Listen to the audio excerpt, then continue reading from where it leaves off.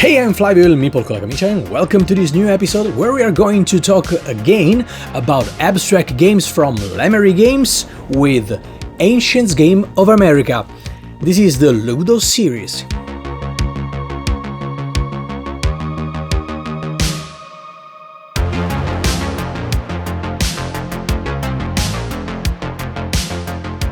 If you know Lemery Games, you know that they love what they're doing. They travel the world trying to find the best abstract games for two players, but not only two players, and then pack it in this gorgeous package. I mean, look at these drawers, come on. So now we're going to talk about the third entry in the series with other 4 little games. Now we're going to see how they work, and then we'll come back and I'll give you my first impressions. Let's see how Konane plays. The object of the game is to be the last player able to make a move. Lay out the game mat as shown, randomly determine the roles, and give each player the 32 flower pieces of the same color. Then place the pieces as shown. The hibiscus player goes first.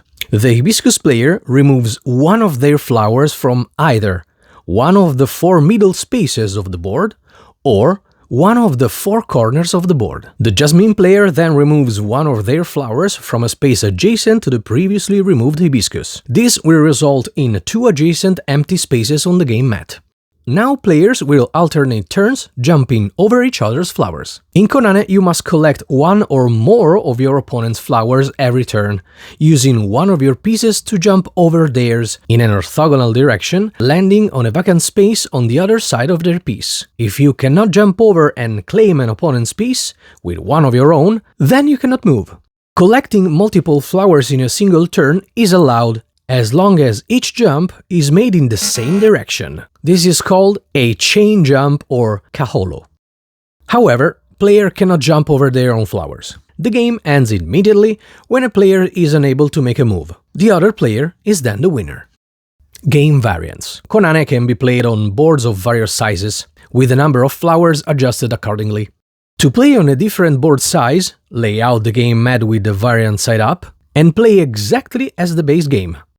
To play on the 6x6 board, use all board spaces on this side of this mat. To play a 4x4 game, use the middle 4x4 board spaces. The 4x4 and the 6x6 layouts work well for quicker games or for introducing new players to the basic mechanics of Konane.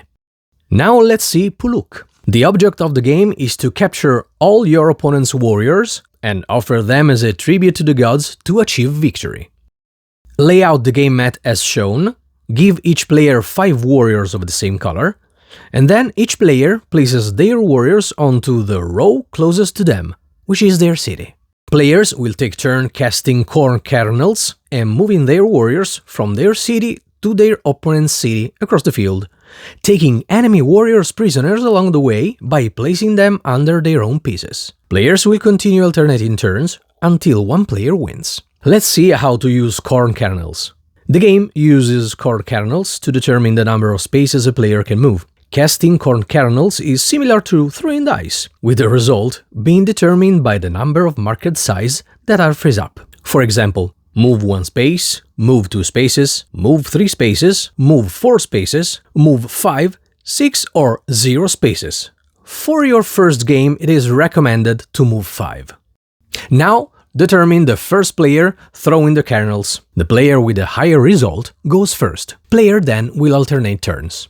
Each turn, players will throw the corn kernels and then move one of their pieces toward the opponent's city on the field board, using the exact result of their throw. Players may move either a warrior from their city onto the field or a warrior that is already on the field.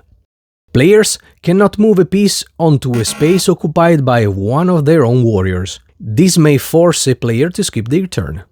Once a piece reaches the opponent's city, an exact throw is not required, it is immediately placed back on the active player's own city and may not continue moving onto the field again on the same turn.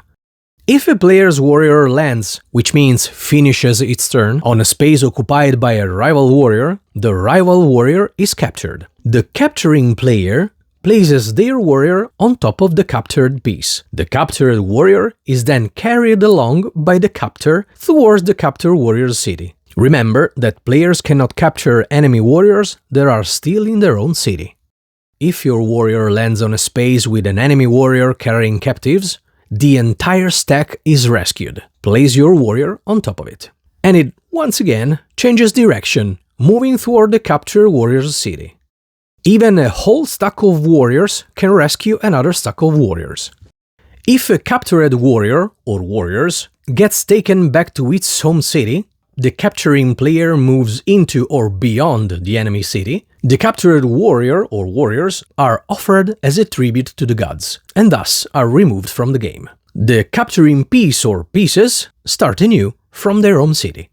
The first player to eliminate or capture all of their opponent's warriors wins the game. Now let's see the game variants. The rescue variant features a larger board, more pieces, and a unique mechanic for rescuing captured pieces, resulting in more complex gameplay. Play as the base game with the following modifications. Lay out the game mat with the variant side face up, give each player 7 warriors of the same color, and each player places their warriors onto the row closest to them, which is their city. The game is played in the same way as the base game, but this variant introduces 2 new mechanics. Players can move a piece onto a space occupied by one of their own warriors, stacking on top of it, provided that the warrior is alone on its space. Stacked pieces move together until captured or until they reach the enemy city, at which point they start anew from their own city. Stacked pieces are unstacked and begin again as individual pieces. A maximum of 2 warriors of the same color can be stacked directly on top of one another, and a stack of 2 warriors can still be captured by a single enemy warrior. It may also be captured by a stack of 2 enemy warriors. While capturing one opposing warrior is the same as in the base game, rescuing a captured warrior or warriors can only be done by a stack of 2 warriors. The game and conditions remain the same. Now let's see how Awithlaknannai plays. The object of the game is to capture all of your opponent's serpents by skillfully maneuvering your pieces to jump over them. Lay out the game mat as shown, give each player 12 serpents of the same color, and then each player places their serpents onto the game mat as shown, leaving the center space of the board empty.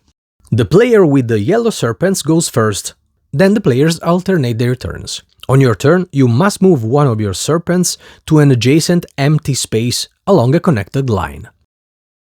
If a serpent is adjacent to an opposing serpent, and there is an available space on the opposite side of that serpent in a straight line, it must jump over it, capturing the opponent's serpent. When a serpent is captured, put it back in the box. If a capture is possible on your turn, you must make it. If 2 or more captures are possible, the player may choose which one to take. If, after making a capture, your piece is positioned to make another capture, you may continue capturing. This is called a chain capture. There are 3 ways for the game to end. If a player captures all of their opponent's serpents, they win the game. If a player is trapped and unable to move on their turn, the other player wins the game. If the game enters a stalemate, and it becomes clear that neither of the players are able to make any more captures, or if both players make the same moves 3 times in a row, the game is a draw. Now let's see the variants. You can choose to modify the game with any or all of these variants. Players are not allowed to reverse their previous move on the turn that follows it. No going back and forth, basically. Chain captures are mandatory. You must continue capturing whenever possible. If a capture can be made, but the active player fails to notice it, they lose the piece that would have made the capture. It is removed from play. If the game enters a stalemate, the player with the most pieces on the game board wins. Fighting Serpents.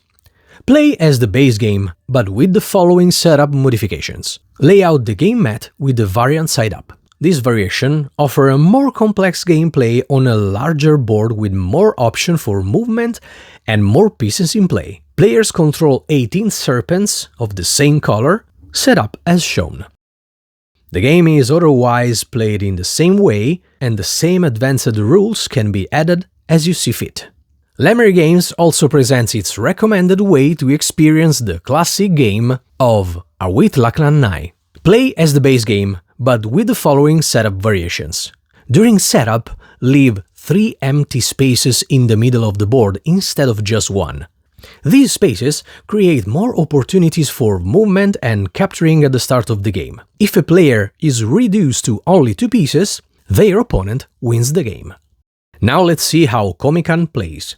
Each player has its objective to win the game. The alpaca player wins if they trap the puma, or occupy all 7 spaces of the triangular section. The puma player wins if they capture half, which means 6 pieces, of the alpaca herd. To set up the game, lay out the game mat as shown, randomly decide who will be the alpaca player and who will be the puma player, place the puma piece in the middle section of the puma's den, place the 12 alpaca pieces onto the intersections as shown. The puma player goes first. A puma can move in one of 2 ways. He can move 1 space along the lines in any direction, or he can capture, by jumping over an alpaca to a vacant space beyond. Alpacas can move just like the puma, 1 space along the lines in any direction, but alpacas may not jump over or capture other pieces. Remember that you may not go back and forth with a single piece for 3 turns in a row. If the puma has no legal moves available, it is considered trapped. The game ends immediately if the puma captures 6 alpacas and the puma player wins, the puma is trapped, the alpaca player wins, the alpacas occupy all 7 points in the puma's den and the alpaca player wins. The game enters a stalemate, where both players keep repeating the same pattern of moves and it becomes clear that neither of the players can win. In this case, the game is a draw. Let's see the variants. Place the puma and the 14 alpaca pieces onto the intersections as shown. The game and conditions remain the same, except that the puma player wins by capturing 8 instead of 6 alpacas. With this variant, play as the base game, but with the following modifications. Lay out the game mat with the variant side face up. Place the puma piece in the middle section of the puma's den. Place 15 alpacas pieces onto the intersection as shown. In this variant, alpacas can only move forward or laterally. No backward movement is allowed for them. The game and conditions remain the same, except that the puma player wins by capturing 8 instead of 6 alpacas. The Lemery variation for Komikan presents its recommended way to experience the classic game of Komikan. Play as the base game with the following modifications. Alpaca reinforcements reaching the den. When 3 alpacas reach the deepest row of the puma's den, they become locked. This means that they cannot be moved or captured for the rest of the game.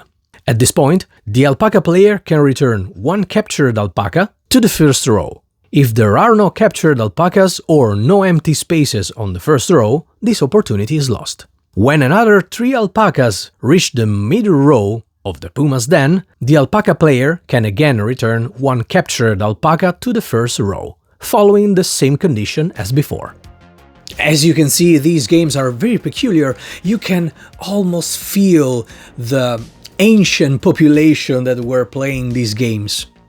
They are easy to learn, not that hard to master, and they are quite deep. You can bring them wherever you want, because when you take them out from these drawers, you have this little bag and you can place it whatever. I'm going to go on a vacation later this year, and you can bet I'm going to bring these with me. I have something like 16 hours on an airplane, so plenty of time to play these games. If you like abstract games, if you like 2-player games, these can easily fit your library of games. And also, as you saw in the tutorial, there are variants, and also variants that Lemery Games came up to spice things up a little bit. And I know that more variants will come during the crowdfunding campaign, so be sure to follow the link in the description. And that's it. A big thank you to Lemery Games that sponsored this video, that gave me this wonderful copy. and they can be stacked. All these boxes can be stacked one on top of the other. So, thank you for watching. If you have any questions, put them in the comments and I'll answer as soon as I can. Be sure to follow the links in the description to go to the crowdfunding campaign. And see you next time. I am Flavio, il meeple con la camicia.